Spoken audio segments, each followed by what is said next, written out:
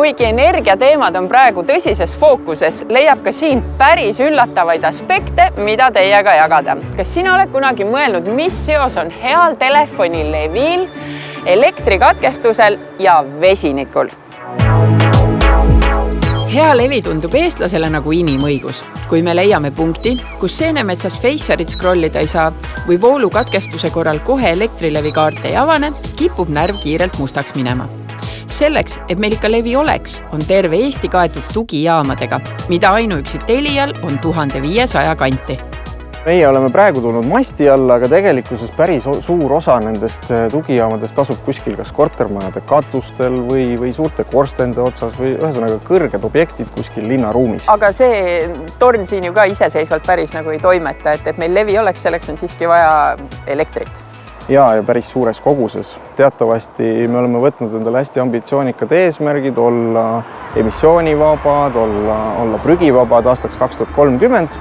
Ja kuna me oleme hästi suur elektritarbija, me oleme ise kokku arvutanud, et meie elektritarbimine jääb enam-vähem niisuguse Hiiumaa suuruse elektritarbe juurde. Üks ettevõte Eestis, nii et see on meie jaoks hästi suur teema. Loomulikult oleme me roheenergiat tarbimas juba aastast 2016, aga teatavasti tuleb ette ka olukordi, kus võrgu elekter katkeb. Nagu läheks puuri. Tavapäraselt on meil need konteinerid küll natukene suuremad, aga nagu ma ütlesin, see on üks väiksemaid saite meil. Ja nüüd siin on näha siis ka seda vesinikugeneraatori lahendust, mida me siis koos PowerUpiga täna testimas oleme. Just seetõttu, et voolukatkestused on pigem reegel kui erand, on vaja tugijaamades selleks valmis olla. Väiksemad tugijaamad vajavad toimimiseks 2 kilovatti, suuremad aga kuni 6 kilovatti elektrit. Kui vool juhtub ära minema, minnakse kõigepealt üle akuvoolule, kuid peagi tuleb käivitada generaatorid.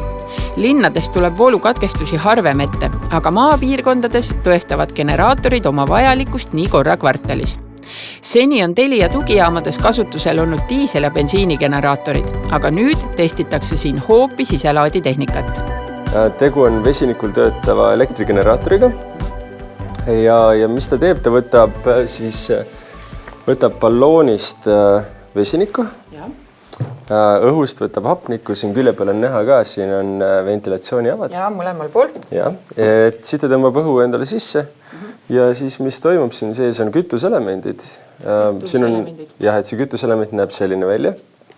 Siin on neid muidugi kõvasti rohkem sees kui ainult üks. No see tundub nagu mingisugune paber, mis on äärtest ära teibitud.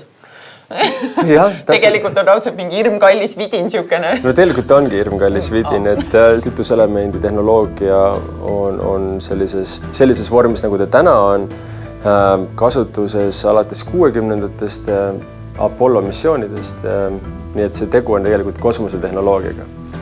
Et seetõttu ta ei ole uudne globaalses mastaabis, aga küll aga ta on äärmiselt uudne tavatarbija käes, tavalise inimese käes. Nii et me oleme täna toonud põhimõtteliselt siis kosmosetehnoloogia tavalisele inimesele koju.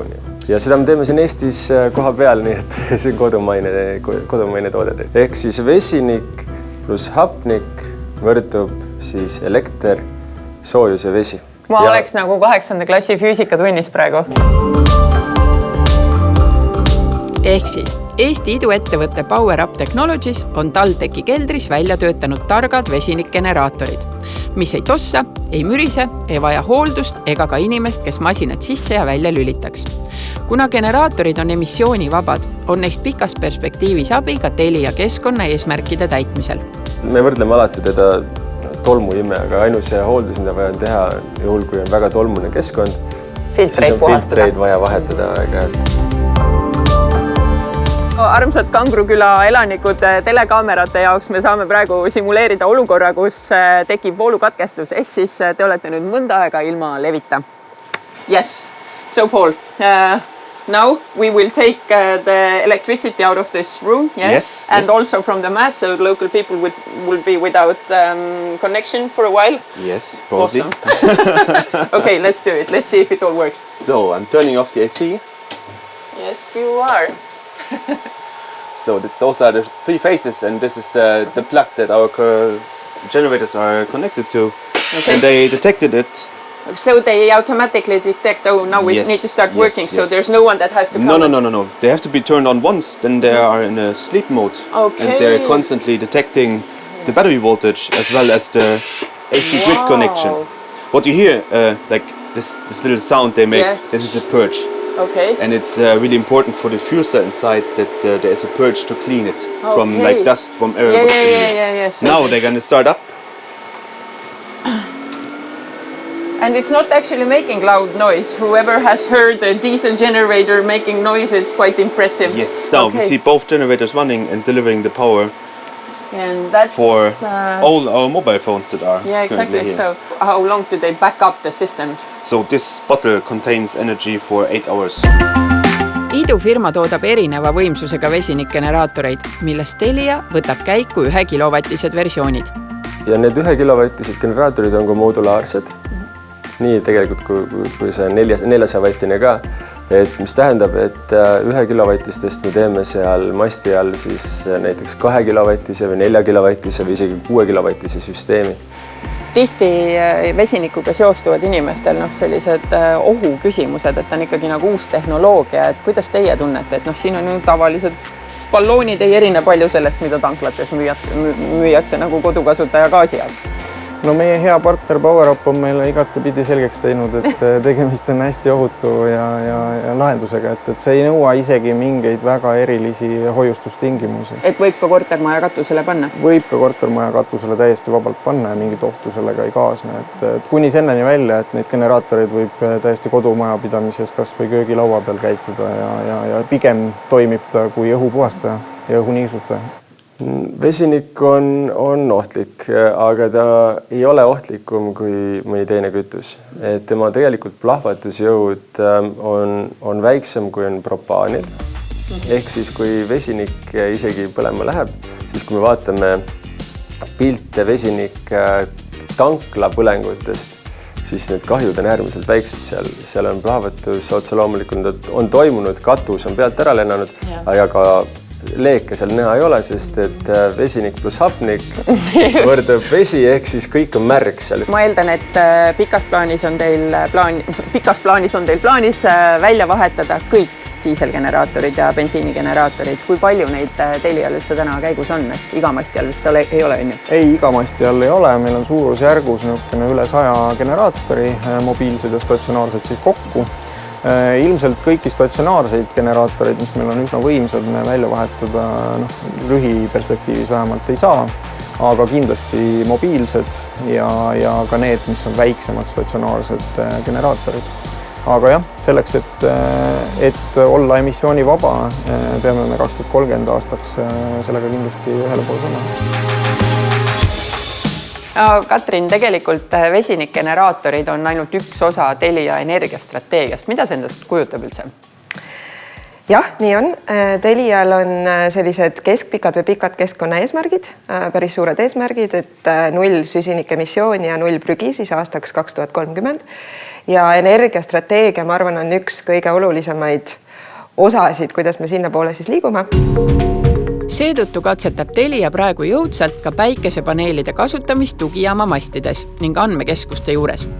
Üks asi on aga tarbimise vähendamine, teine asi läbi oma suuruse mõjutada oma klientide harjumusi. Seda saab teha läbi roheliste pakkumiste. Need tähendavad põhimõtteliselt tooteid või teenuseid, mis aitavad siis meie klientidel olla rohelisemad, oma keskkonnamõju vähendada, oma positiivset mõju suurendada. Ja kui me nüüd vaatame, Telial on mitmesuguseid tooteid, teenuseid, siis mõned neist võib välja tuua, millel on lihtsalt väga suur mõju või kõige suurem mõju. Üks kategooria on kindlasti seadmed. Seadmed, mida meie kliendid, olgu siis inimesed või ettevõtted tarbivad, ostavad. Seal võtmesõna on kasutusea pikendamine, seadmete ringmajandus. Pakume taaskasutatud või uuskasutatud seadmeid mitmesuguseid. Pakume ka seadmete renti selle asemel, et näiteks ettevõte ostaks välja ja selle läbi viime neid seadmeid siis järjest uuele ringile ja lõpuks utiliseerime samamoodi vastutustundlikult.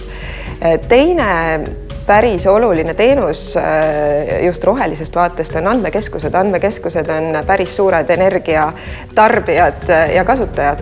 andmekeskus siis on laias laastus hästi suured serveriruumid. Serveriruumid, täpselt. Ja meie puhul siis on nõnda, et kuna me kasutame juba 6 aastat rohelist energiat, siis kõik meie andmekeskuste kliendid täpselt samamoodi kasutavad 100% rohelist energiat. Jälgime siis kõikvõimalikke aspekte andmekeskuste puhul, et pilveserverite ruum oleks üle 80% kogu aeg täidetud, nii edasi. Vabaneva energiaga kütame ümberkaudseid hooneid näiteks ja seal on kõikvõimalikke muid aspekte, aga mis on võib-olla oluline ja hea teada, et meie kliendid saavad täna niisugust lihtsat kalkulaatorit kasutades oma hetkeseisu hinnata just sellesama andmekeskuse ja serveripargi mõttes, et seal on siis hindamises ongi sees kasutatavad seadmed, serverid, organisatsioon laiemalt taga ja me aitame läbi selle neil siis ka võib-olla mõelda, et milliseid samme saaks veel võtta, et olla rohelisemad, et olla keskkonnasõbralikumad.